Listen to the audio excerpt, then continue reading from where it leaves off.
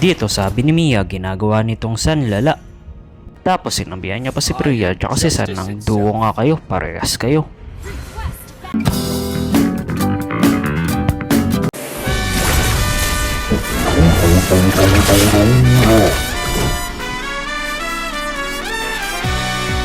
Nakita ko nga sila dito nagbabakbakan sa bot.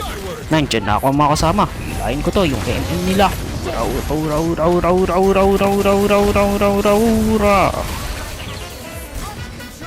Pinagtutulungan na nila si Mia doon. Hintayin mo ko Mia, lilipad na ako.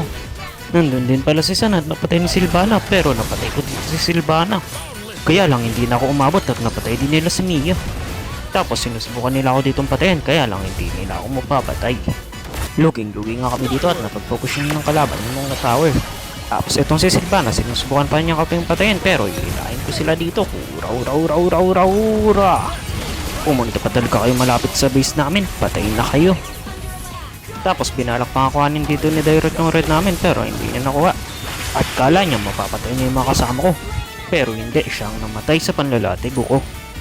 Dito naghintay lang ako ng tiyempo, hinihintay ko sila na magkumpul-kumpul ulit. Alam ko nandito lang sila, malapit lang sa damuhan. Tapos ayun, di na sila nakatiis at nagkumpul-kumpul na sila. Puuli kayo sa akin. Ura.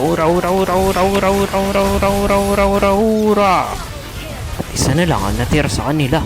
Dito si Selena dapat ang ulihin ko, kaya lang bigla ko siya nakatakas, pero nandito pa rin si Dairot, kaya mahuli ko na siya.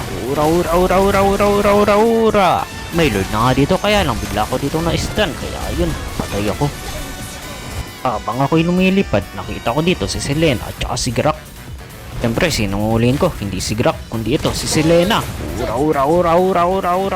Ura. Kala ni Selena makatakas siya, pero napatay siya dito ni San, pero in-stun kami ni Grak. Tapos pumasok dito si Neira, napatay siya. Sinubukan pa kami ikulong dito ni Silvana, pero hindi, siya ang napatay. Tapos nandito pa si Dairot, kala niya makakapatay siya, pero hindi. At natira na lang dito si Grak. Tapos yun ang akala niya dahil ulihin ko siya. Ura. Patay ka na din. At yun nga, naupos namin sila dito. Tara mga kasama, pagkakataon na to para tapusin natin to. Tara mga kasama, kayang-kaya na natin itong i-one way. Nabuhay pa nga dito si Selena, pero sinalo ko na yung mga hit ng tower para hindi agad mamatay minions namin at nanalo na kami.